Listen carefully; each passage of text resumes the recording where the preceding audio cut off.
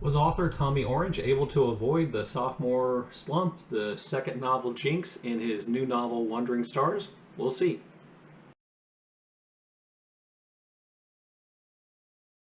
Hello and welcome back to Bookish, and welcome to my review of Wandering Stars by Tommy Orange.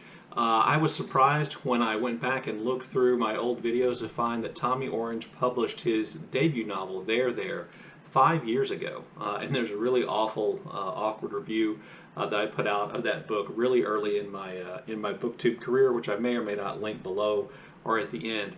But I thought There was an incredibly ambitious novel in that it dealt with 12 characters with intersecting storylines and history and connections to one another and brought them all together in one place, this kind of great Oakland powwow where an event takes place which really kind of shatters the lives of lots of people. I thought it was really, really well done, a really good book. I had some problems with the fact that I didn't think that all the voices in the novel were necessarily separate or distinct, and sometimes it was easy to get them confused while reading. But the writing was great, and the plot structure I thought was great, and I really thought the book was good. So I was really excited to learn that he had a new book out. I think it's been out for about a month or more now, called Wandering Stars.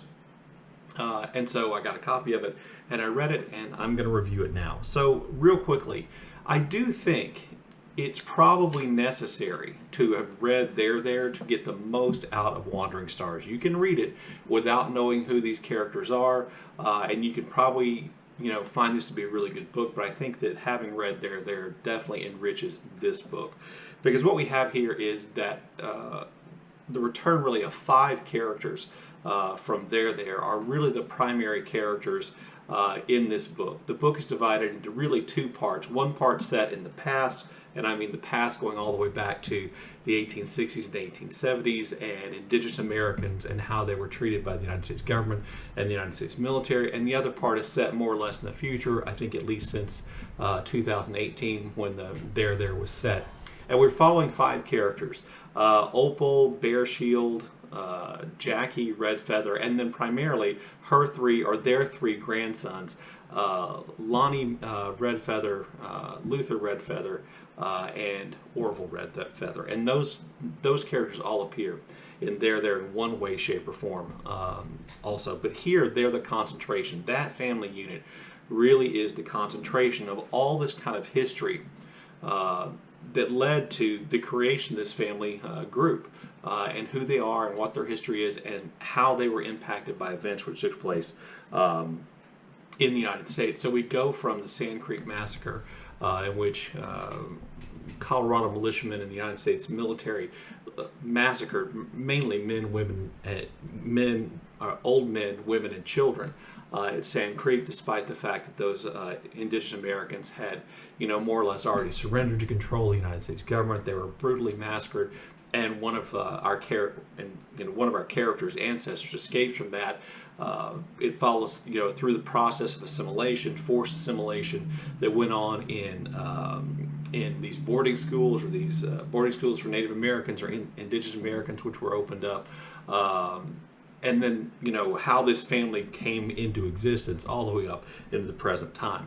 Now, the book really isn't very plot heavy. There are a lot of things that happen, but there's not like a lot of plot, I don't think, that necessarily develops. I think there's enough plot there to kind of keep you going with your plot reader, but it really is more, I think, of a book about themes and ideas. It does this, I think, in a really subtle way in which you can, just read the story and enjoy the story for what it is. But I think if you go a little bit deeper than that and look at these themes, I think you'll get a little bit more out of it. So some of the themes that I found I thought were explored in the novel is, first, what it means to be an Indigenous American and who gets to claim to be an Indigenous American and what that means and what that looks like, and whether or not it's beneficial to Indigenous Americans to claim that.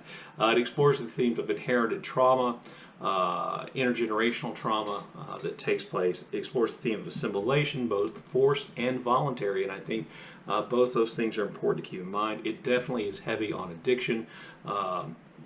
Characters in every generation that we see represented in the story struggle with addiction, and then it also deals with the issue of people alone, children alone who've been orphaned or who've been abandoned by their parents, parents dying around the time of birth and things like that. So we always have this next generation seems to be starting without the benefit of parental figures. That is, until I think the most amazing character in the novel, Opal Bearshield, who really isn't Lonnie, Luther, and Orville's grandmother, essentially takes them in and takes over the role of grandmother, more or less determined to raise them, to save them, to give them opportunity, to give them chances, that she didn't have and that other generations didn't have. And exactly how that works out, I think, is really one of the more interesting themes in the book. I think if you pay attention to how these themes interact with one another, you get a lot more out of the book.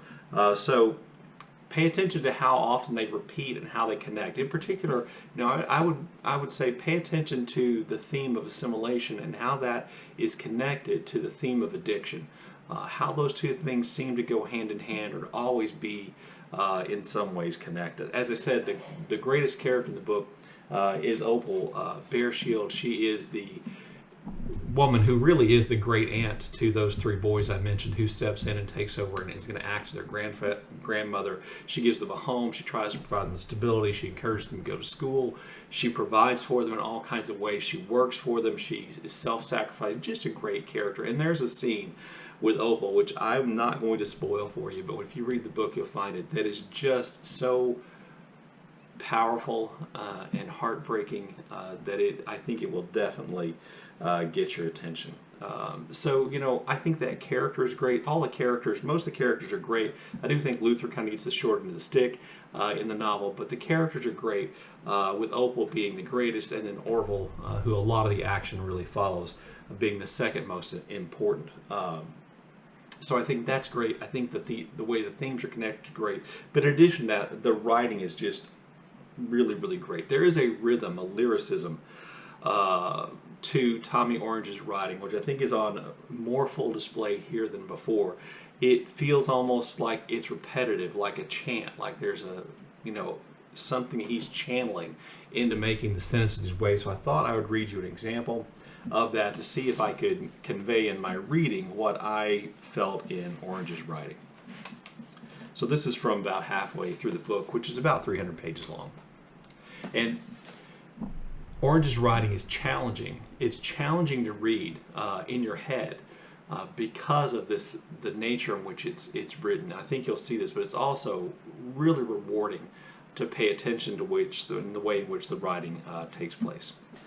So here we go. Opal hadn't known an owned house, had barely considered the possibility, all the way up until she'd saved enough to think beyond rented rooms, after she took the boys on and felt the need to sink some roots. Her and Jackie's grandsons, they hadn't known what it meant to own versus rent either, but they knew consistency was nice, was preferable, stillness was, after all, their mom, Jamie, had put them through before she died, even before they were born, when they were still inside her, fish and water, taking what was given, born addicted to heroin. They spent what short time they had with her once they were out, orbiting the pole, dragged along behind her, doing what needed to be done, taking it and acquiring it and coming off of it. Not acquiring it and being off of it was as losing as being on it, was always as losing as she'd ever feel, no matter how far the horse carried her. It couldn't get there. She only got anywhere worth the chase twice. The first was when she stabbed the pinpoint hole into a big wide bliss that left her chasing it like it had taken a part of her with it, a part she wasn't near done with yet.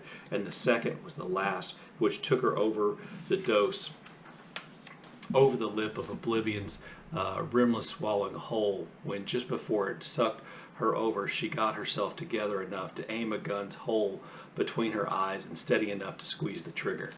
It's things like that which occur in the writing, which I just found to be really breathtaking and rewarding, I think, to read over again. And I mentioned this before, that's one of the things I like in a book, where I get to read it over again. So did Orange avoid the sophomore slump? If anything, I think Wandering Stars is a more accomplished book than There might have been a little bit more ambitious because of the number of characters and having to bring them all together in one place. But I think Wandering Stars is more accomplished. You get more of that gorgeous writing. You get a little bit more subtlety. You get to spend more time with the characters than you do in there. And I think that makes it a more rewarding read on the whole. So if you haven't read Wandering Stars, I definitely encourage you to do that.